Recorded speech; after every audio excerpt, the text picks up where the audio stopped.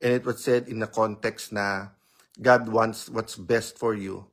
So, even if nasa-stress ako or nagugulat or naiinis kapag ka may problema or challenge or bad news, papasok agad mind ko Lord, anong opportunity dito? Diba? So, alam kong pwede nyo ibuhos ang galit nyo dun sa nangyayaring baha, ghost projects, corruption.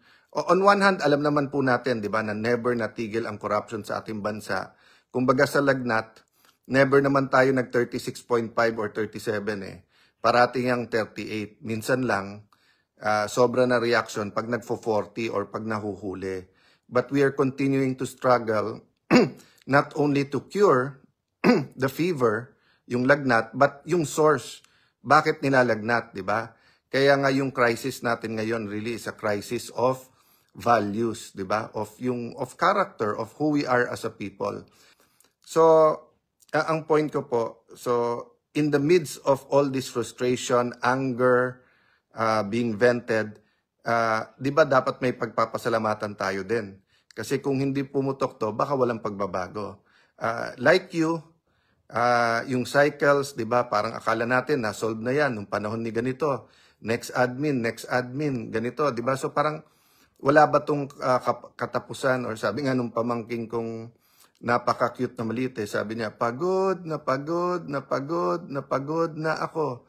I think many Filipinos feel that way, no? And that's even a nice way of saying it, di ba? Yung, how do I put it, di ba? Pero kung yung talagang yung heart, makikita mo doon na minsan hindi mapigilan magmura or yung better than magmura, yung righteous anger.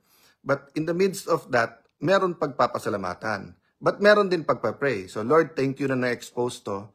Pero yung repentance that leads to reformation, reforms, should be there. Kasi kung ang sorry, nahuli kami. Sorry, nahuli siya. Sorry, nahuli ang DPWH. Sorry, nahuli, wala akong ginawa doon. That's not enough Kasi ang ibig sabihin nun, sorry ka lang na nahuli. It has to be sorry, mali. Di ba? Kaya repentance means mag 180 degrees ka dun sa iniisip mo. So kung nangongopya ka sa exam, nahuli ka, sabi mo sa parents, sorry. Saan ka sorry? Sorry, nahuli po ako. Hindi sorry yon.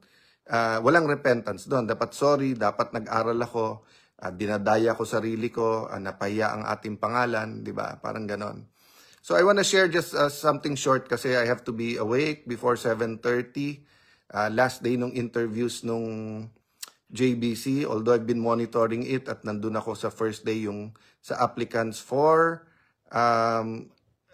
ombudsman. So basically, di ba sa commission on appointments, i-appoint muna ng presidente tapos i-confirm ng CA.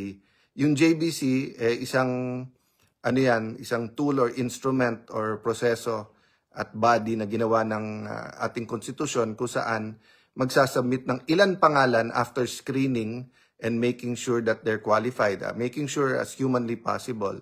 Then among the names, pipiliin ng presidente. So yun.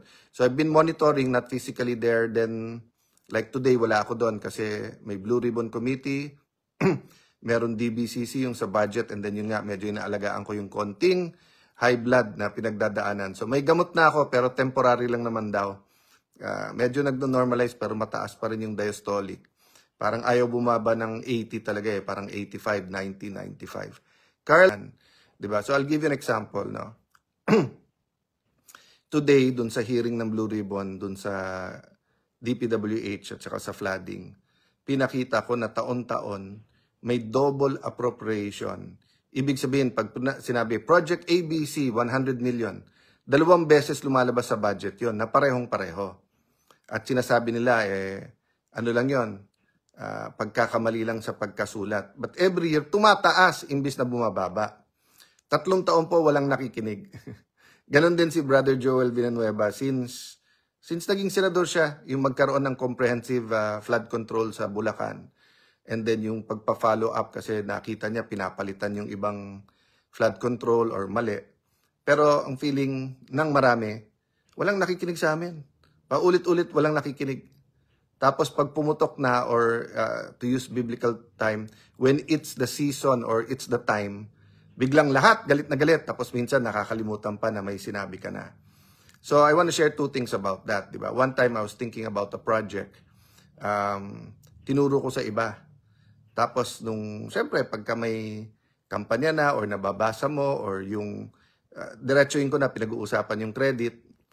Pero, syempre, pinag-iisipan mo rin kasi nga, ikaw nag-implement, ikaw nagplano, tapos pinasa mo. But I know it wasn't a voice, but I really knew it was from God. Sabi niya, Alan, ano mas importante sa'yo? Yung credit or kaya mo naisip yung project, kaya ako binigay sa'yo yung idea para makatulong ka? Hindi ba dapat makatulong ka, hindi naman yung credit? So, ganun din. So, kung ikaw ang nagsasabi parang parate sa tatay mo na, bilhin mo na yung lupa na yan, bilhin mo na yung lupa na yan, bilhin mo na yung lupa na yan. Kung ikaw parate nagsasabi sa pari nyo na, Father, parang may nangyayari dito sa office na mali. Kung ikaw nagsasabi parate sa ima mo na parang, puntahan natin si ganito, parang hindi na pumupunta dito, baka something's wrong with him. So, whatever you've been saying, at walang pumapansin pag nangyari, no need for I told you so, no need for the credit. Ang importante, you did your part. Why? Kasi God sees you. Other people might not see you, but God sees you. Mamaya may nasabi ako dun sa Senate, hindi mo alam, hindi natin alam. Ikaw pala nagsabi sa akin, kung sino ka man na nanonood ngayon, di ba? Na-text mo, nakita mo ako, nasulatan mo ako, di ba? And I might not give you the credit for one reason or the other. Halimbawa, hindi ko alam. But in your heart, di ba? Kung yun yung duty mo na ito communicate sa akin, nagawa ito. So halimbawa po, no?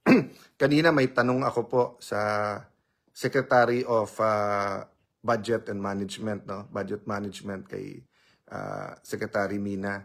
So, for example lang, ikaw driver niya.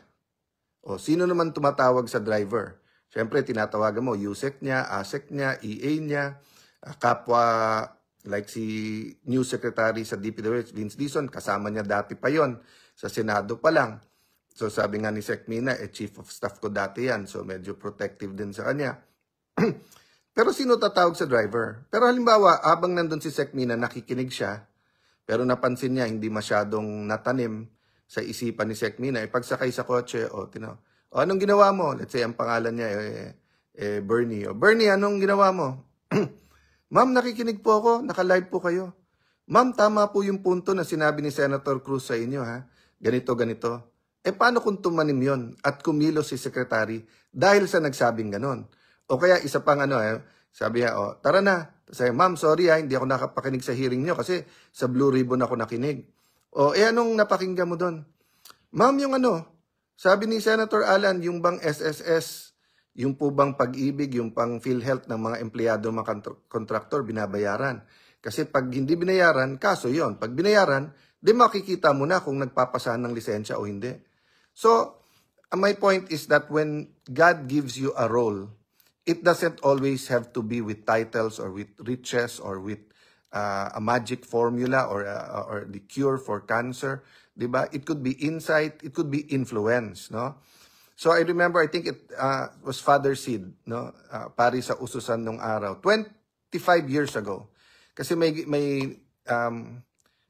I think tinuturo is too much a word. May sinasabi ako sa mayor namin na mali at may mga pinag-uusapan kami. So minsan, pumunta ako sa kanya, sabi, Father, medyo may frustration ako, alam kong malito, ito yung ganito, pero sakop ni Mayor to, hindi to sakop ng Congress. I think it was Stephen Covey na keynote niya, sabi niya, Alan, Congressman, sphere of authority and sphere of influence. Sa sphere of authority mo, ikaw ang mananagot.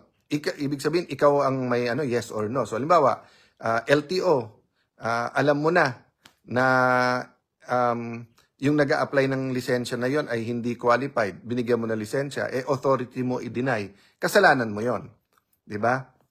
Authority mo yon MTRCB, alam mo na mali yung sine na yon, mali yung values, inapprove mo, authority mo yon. But ano yung influence? Di ba? So, whether kaibigan mo lang yung taga-MTRCB or whether senador ka, congressman, tawagan mo, ma'am, hindi ko po kayo ni-influensya na, pero tignan niyo po itong sine na to. Baka hindi niyo po napansin. It's promoting abortion. So, yun yung influence. So, sabi niya, Alan, dun sa may influence ka, ang duty mo is iparinig sa kanila. Di ba? So, whether kayo po ay nasa customs, nasa BIR, nasa DPWH, nasa PCSO, nasa church, nasa airport, nasa call center, nasa abroad, lahat po tayo may influence at sphere ng influence. At lahat po tayo ay hinihintay lang ng Panginoon na kumilos at gumalaw tayo dahil may role tayo. So yun ang aking contribution tonight. Exercise lang ako na siguro 15-20 minutes. Then, sister-in-law ko, don't criticize kasi high blood pressure, hindi naman mataas cholesterol. Niluto niya ako ng kare-kare na paborito. So I'm blessed po kasi yung mother-in-law ko, si Mami Leia, napakasarap po na magluto. So yung kanyang, talaga yung pininyahan manok. Tapos si Lani, nakikita niyo na yung vlog, di ba?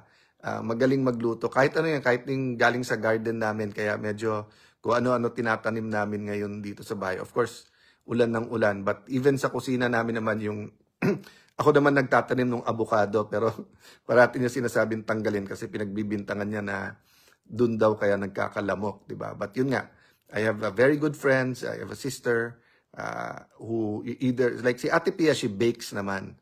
So now and then, padadalan na nagbe-bake. Pero for example, favorite ko yung mga gulay, yung toge at saka yung tofu na galing sa Korean restaurants. So pag nag-Korean restaurant, may maliliit na dinadala dito. Or like ito si former Deputy Speaker Rani Abu, Nanay Aveling's peanut. So yan, parati ako may kung ano-ano dito sa tabi. So whether yan ay popcorn or eto, sometimes a piece of chocolate lang. So yun lang pala bad news ko dun sa aking blood test, tumaas sugar. Akala ko bumaba, pero tumaas. Nag-gain ako ng weight. So sabi ng doctor, baka naman yung weight gain lang. Tapos parang napansin ko, parang iniisip niya, may ginagawa ka pa bang? Sabi ko, wala doc. Pero pag nagkakape ngayon ako, kondensada yung nandun. Kasi favorite ko yung parang Vietnamese style. Natawa, pero alam ko na yung tawa niya, meaning bawasan. Hindi naman stop it, pero bawasan. So, good night everyone. Pag-pray nyo po ang ating bansa. Siguro part of our influence is be very clear kung anong hindi natin ito tolerate, di ba? Sobra ang tolerance po ng Pilipino, kaya kahit yung bawal, nagiging okay lang, tapos nagiging suga pa o garapal na. So yung kailangan po merong mga bagay na hindi natin umpisahan man lang i-tolerate. Thank you sa akin Facebook family. Salamat po sa lahat ng nakikinig. Kung tingin nyo nakakatulong tong discussion natin, please mag-comment, magbigay kayo ng topic, pero i-share nyo rin para makatulong din tayo sa iba. God bless you guys.